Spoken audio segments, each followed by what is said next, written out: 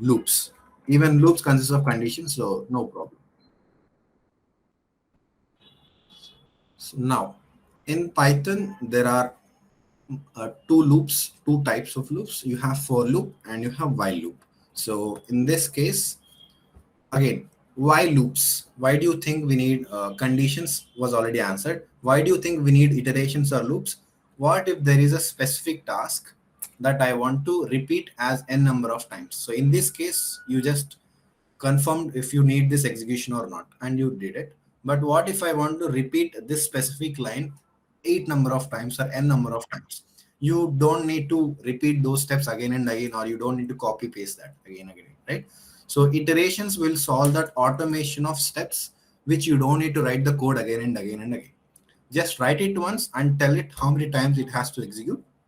It will do that work for you, which is avoiding you to do a lot of number of lines. So this is exactly why Python can be small and short, and the syntax is very powerful. All right, so let me now give an example with for loop, uh, which means I want to type currently numbers from 1 to 10. Okay, so a little bit of math included. I would like to start my numbering from 1, should add plus 1 plus 1 plus 1 all the time, and should go till 10, right? So let me take a simple for loop for I in range. Range is one of the types that we have, which will allow you to write from where to where you want to go. Okay, so range is one type of the function which is considered under data types itself. So now what I'm letting you know is this is again same as your indexing concept, start or stop or step indexing in the data types. You should first let it know when to start and then when to stop. In my case, let me start from 1 till 10. As I said, end value is always excluded, make it 11. Okay, step value is by default 1, so I don't need to mention it. So what is this syntax? For loop is a loop which will allow you to do multiple times. This is a membership operator. In is a membership operator. If you want an example for it, let's say I have a list of numbers like this. I want to cross check whether 3 is inside this list or not. So I can write 3 in A. If it is there, it says true. If it is not there, it says false. Let's confirm it. It's true. If it is not there means I can write 3 not in A. But it is there. 3 is there in the list. But we are writing it's not there. So let's see. It's false, right? If I simultaneously write 5 not in A, it's obviously true, right? It's not there. That's why it's true. So is in is nothing but a membership operator, basic symbol operator, which is there in the Python. So I am making use of that operator for the for loop. So there's nothing new in this. This is a function which will allow you to when to start and when to stop. I'm going in this and I'm saying print I value. So now your question is, what is this I? It can be I, it can be J, it can be K, it can be your name also. It can be anything, but this position after 4 means you are going to use that as a variable for each iteration. Okay. For example, my question says to print 1 to 10. You need to print 1 first and then move on to 2 and then move on to 3. So, to print 1, I'll allocate a variable for it, which is in my case I. After I printed 1, I have to add just plus 1 for it to make it 2. So after I add it, it will become 2. After I add plus 1 again, it will become 3. So who is going to store those numbers, 1 or 2 or 3? That is exactly where we need a storage. That is exactly nothing but a variable. Of course, this is exactly why we need variables, right? It has to keep on varying from one iteration to another iteration. In my case, yeah, I printed I. Let's run this. See, you see here, it prints from 1 to 10. So what is the internal understanding of it? You first start with a number called 1. So internally what happens is I becomes 1. Okay, after printing I value as 1, it will go back to check this condition. In my case, I in range of 1 comma 11 is a condition, just like how you have a condition to if. For also has an expression here. What I'm checking is when I added plus 1 to the 1, it became 2. Is 2 is still going to be in the range of 1 comma 11? It means you are asking a question, is number 2 is going to fall under the range of 1 comma 11? Yes, it is going to fall. That is exactly why it goes inside again. It prints 2. After printing 2, automatically for loop will take care of incrementing plus 1. By default, for loop will take care of adding plus 1 by default. Okay. So what happens in this case? 2 becomes 3. Again, 3 will be cross-checked. Is 3 in the range of 1 comma 11? Yes. So it prints 3. Plus 1 by default by for loop. Is 4 is going to be in the range of 11? Yes. Go inside, print 4, and then checks 4 plus 1, 5. So 5 is going to be in this range? Yes. Go inside and then prints like that till it reaches 10. After it reaches 10, it will go inside, it prints. After 10, it becomes 11, right? So is 11 in the range of 1 comma 11? No. Why am I saying no? Because I said that start value or end value always gets excluded. So 11 is not going to be in the range of 1 comma 11, and it will not go inside, and it will stop the executing of this particular snippet. That is exactly why it is stopping at 10. So now you can write any number of logics on top of this. For example, if the question is like, can you print only even numbers from 1 to 10? Yeah, why not?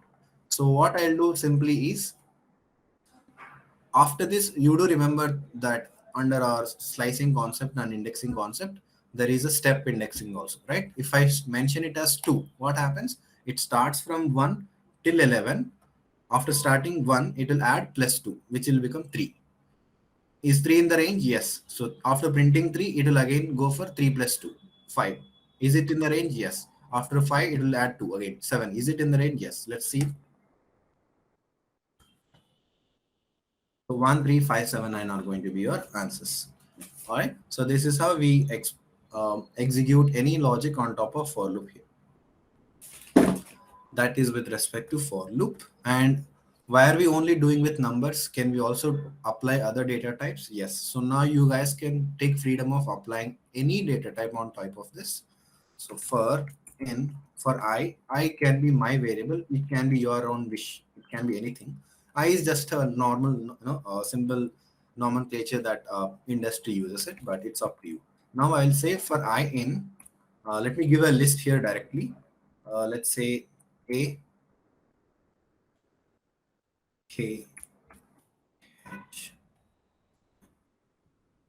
So this is my list here, and I would like to print one character at a time. So I'll just write print. Let's say I right now. Let us see what do we get in this case. Yes, Manisha, you have an issue? Any doubts?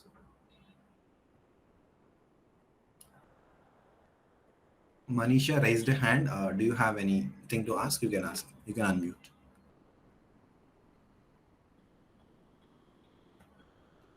Okay. All right. No problem. I'll consider it as nothing. So right now I want to access one character at a time on type of this list. So right now when I run this, you will get A K H I L. So how is it? Why is it giving me in different lines? First iteration, it went to for first character. Then for loop is taking care of incrementing one index to another index. Okay, then it becomes K in second iteration, and then it becomes H in another iteration. It becomes I in another iteration. L becomes in another iteration. This is how the loop or any data type works. Okay, you can change any data type on top of this. It will still work, guys. Okay, so that is on for loop. Simultaneous to this, we also have while loop, just like a for loop. The difference is that you're going to see is for loop is doing a lot of automation for you, just like plus one incrementing stuff. But when it comes to while loop, you have to take care of that customized incrementation from one iteration to another iteration. So what I mean to say is the same question, if I have to print 1 to 10 using while loop, first I need to let my program know where should I start. So I'm taking a variable, same again, I should start from 1. Okay, then I'm starting my loop while I'm giving a condition or a scenario where as much as my number is staying less than 11, you can print those numbers. If it is going beyond 11, you can stop it, or the condition for the while loop becomes false. So let me put that in bracket here. You started with 1 and go up to 11. This is a mathematical expression that you have to do. All of your talent is going to rely on how good you are going to write these conditions. Right now, for teaching purpose and for you being the beginners, some for a few people being the beginners, I'm taking very simple examples to understand the syntax and format of it, how that works. But in real time, if you want to be very good programmer and real good understanding of this, what you should do is you have to practice as many code snippets and problem statements possible to make your knowledge better in terms of writing these expressions. So better you are good at writing these expressions, the better answers you are going to get. All right, so in my problem statement, I am just printing 1 to 10. I start at 1, go till 11. As soon as you press enter, immediate indentation will happen. So now what I'm trying to do is print the number, the current iteration first. After printing, I have to take care of incrementing value as well. So what I'll write is I plus equal to 1. And then that's it. So let us see what do we get with this 1 to 10. So let us try to understand what actually is happening in this. I will just take a snippet here.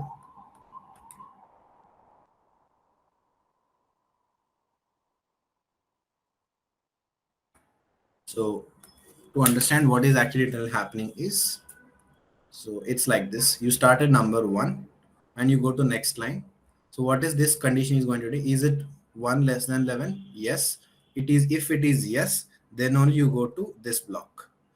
So after you go this, prints I. What is your current I value? It's 1. So it prints 1. After that, I value gets incremented as 2. So it goes after execution of these particular two lines, it will come back to this condition again. So right now my I value is 2. Is 2 less than 11? Yes. It go inside again. Whatever is the current I value, currently it is 2. So it will print 2. And then it increments plus 1, which is 3. And then it comes back and checks the condition. Is 3 less than 11? Yes. Go in, print 3, increment to 4. And is 4 less than 11? Yes. Print 4, add it as 5. Is 5 less than 11? Yes. Add it to 6. Like that, by the time you reach to 10, is 10 less than 11? Yes. Print 10, make that as 11. Is 11 less than 11? No. When it is no, it stops allowing you going inside this block. So it means you will stop at 10. This kind of incrementation we have to manually take care in while loop, but it is not necessary when it comes to for loop. So which loop you want to choose is up to you completely.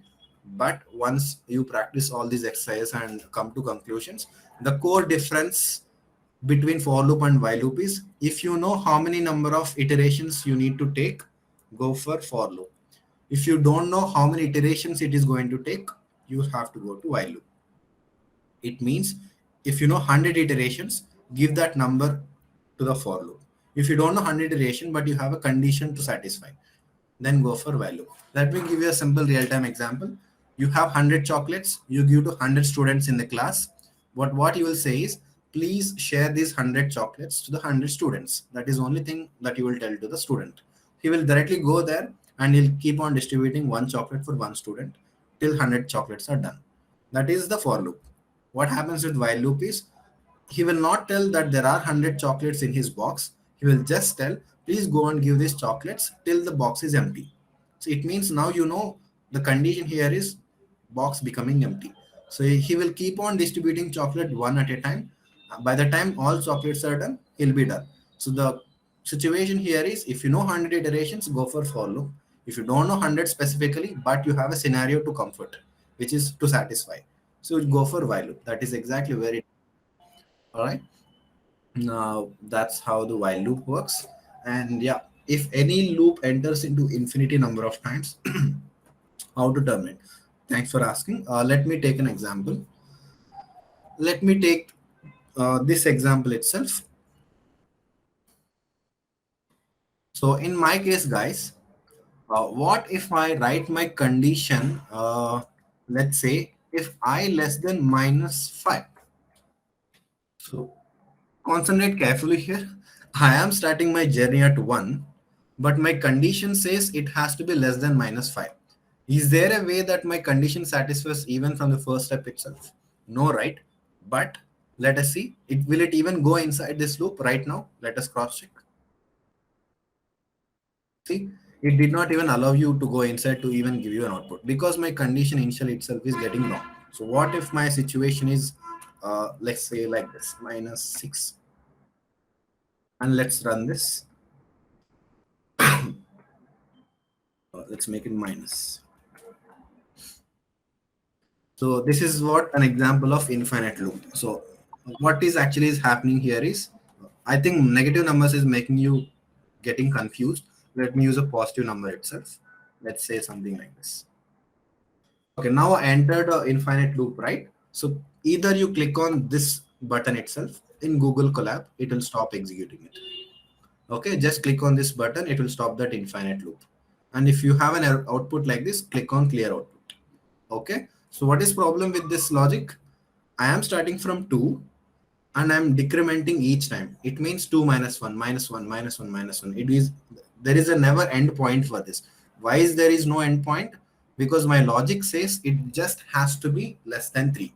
Is there a possibility of my number getting beyond 3 with this condition, with this logic? No, right? It will never become beyond 3 because I'm going in a reverse direction. My 3 is in my right side and the 2 is getting decremented. I will never reach to 3 because I'm going in other direction. This is nothing but an example for infinite loop. But if you are having these kind of issues, just click on that button again. So right now I'm just showing you again. Right now this is an infinite loop. Click on it, it will stop. That's it. So that's with the loop, guys.